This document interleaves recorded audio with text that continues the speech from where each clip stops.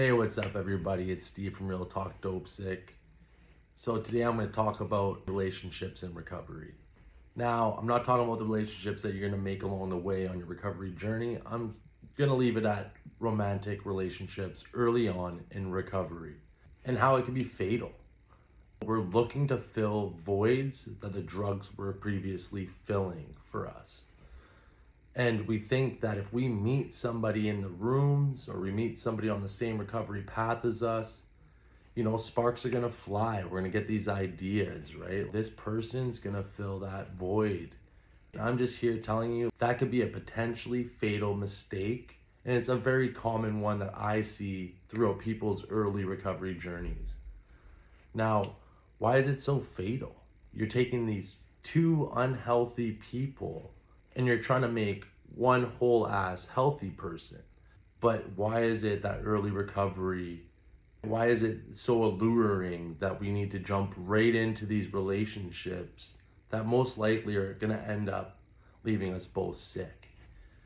And then, things are going good because we're not these toxic versions, we don't have the drugs clouding our judgment, right? And we think that we can give love at the right capacity really early on in recovery. Just like anything else, we think we can go back to work, we think we can go back to all these external factors that, previously we used substance to numb ourselves so we could even complete those minor tasks, right? So the reason I think that early relationships and recovery are so bad for the person is because now we've removed the one crutch from our lives that was giving us the comfort we needed to operate in our daily lives. There's a huge downside to trying to continue a relationship in recovery. Most vets of recovery, they'll tell you not to date within your first year of recovery, and there's a reason for that. I'm not immune. I've been trying to do this recovery and sobriety thing for a decade before it finally stuck. I've made all the mistakes. I've dated people within the first month of recovery, the 3-month mark of recovery, 7th month. And for me, it was a disaster. If you want to see every single character defect of yours come out to light, jump in a relationship in early recovery, because that's exactly what's going to happen. So what we were doing when we're using drugs and alcohol, we're trying to fill a void in ourselves, right? This little empty space we've been carrying in our chest. We've been trying to shove drugs and alcohol, hoping that it would fill that void. And then the next natural thing that's going to happen is we get sober, and now we're left completely defenseless, right? So we're going to look for anything and everything as a distraction that we could try to grab onto and fill that void, right? So it's only natural, for boy to meet girl, girl to meet boy. We're all on this journey together and we're gonna cross paths. And it's gonna seem like a brilliant idea at the time to jump into a relationship, right? Like, we are gonna do this together. We are gonna save each other. We're gonna go start our own treatment program. You might as well reach into your pocket, grab that red nose and put that thing on right now. Because that's what a lot of people do early in recovery. They jump into these relationships thinking that this is going to be my new accountability buddy. And it doesn't work. And here's why it doesn't work. So like I previously said, nothing's going to show you your character defects and where you're at in your recovery like being in a relationship with someone, right? All your triggers, all your bells and whistles are going to start going off. It's not going to be like that in the beginning. You might have a little bit of a honeymoon phase. Oh, we're these amazing people. We're going to be amazing together. We're going to walk this journey of sobriety and recovery, and we're going to save each other. Like, that's so far from the truth of what's actually going to happen.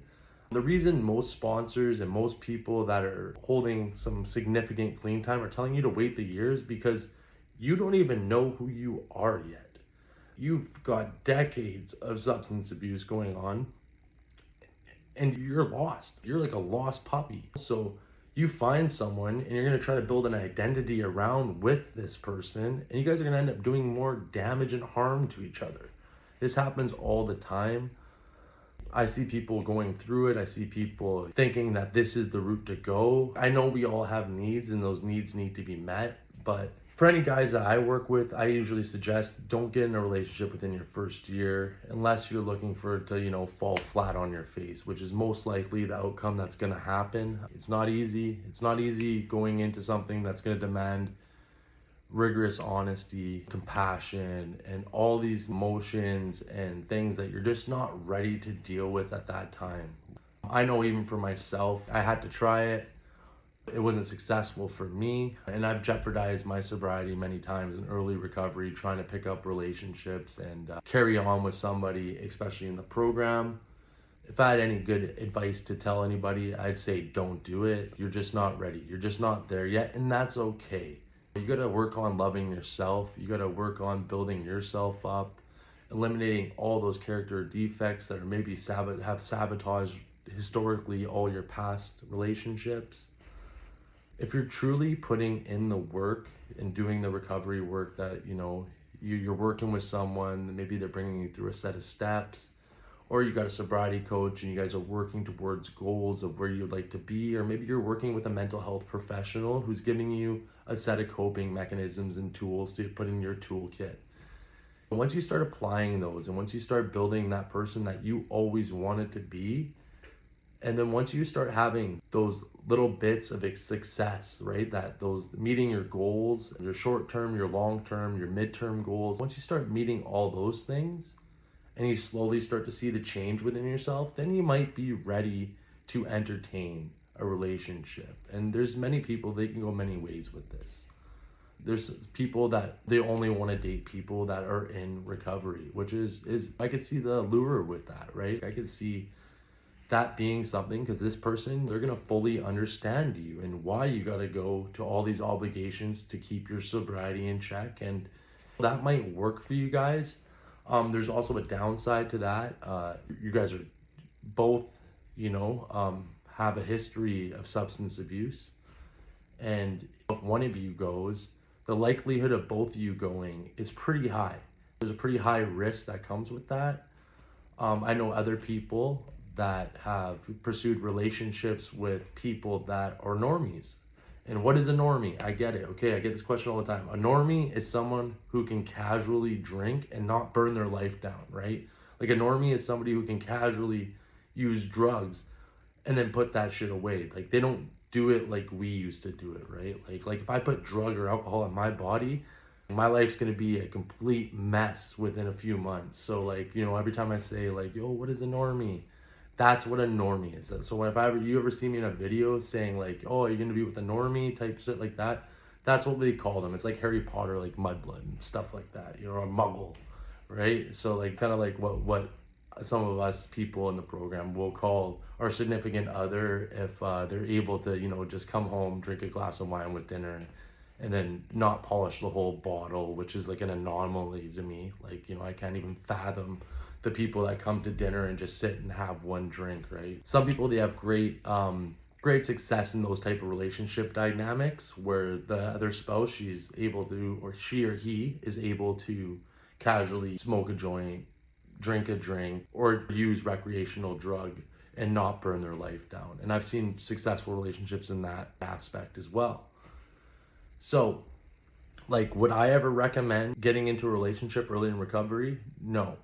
It's been tried, tested, and proven. I'm not saying that it's never been done successfully and people haven't found their forever people. But the exception doesn't make the rule, right?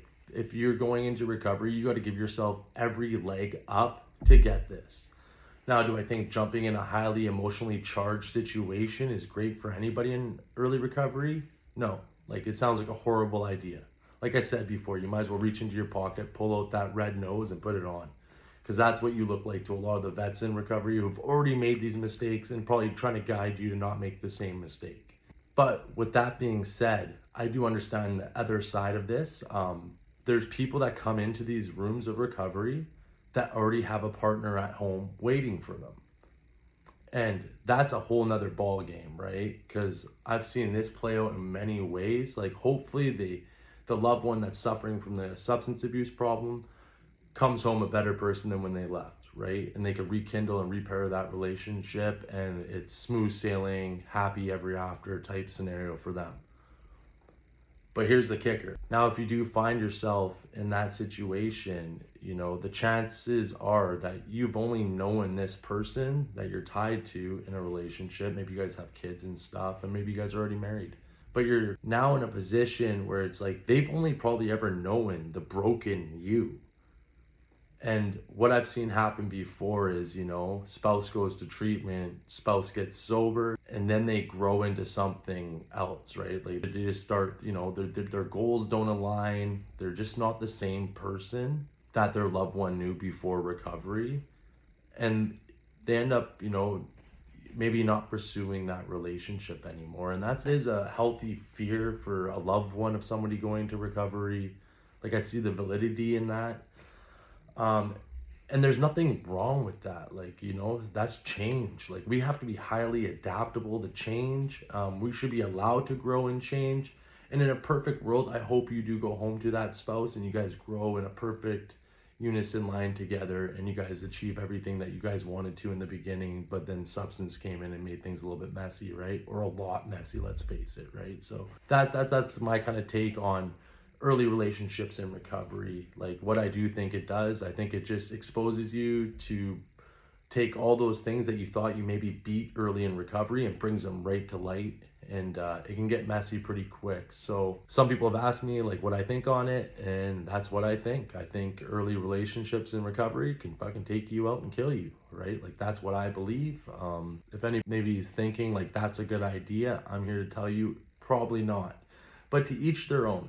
Do what you think you should do and do what's right for you. And maybe you got some more experimenting to do. There's nothing wrong with that. Like me, myself, I love to learn the hard way. That's how I learn my lessons. Maybe you're the same.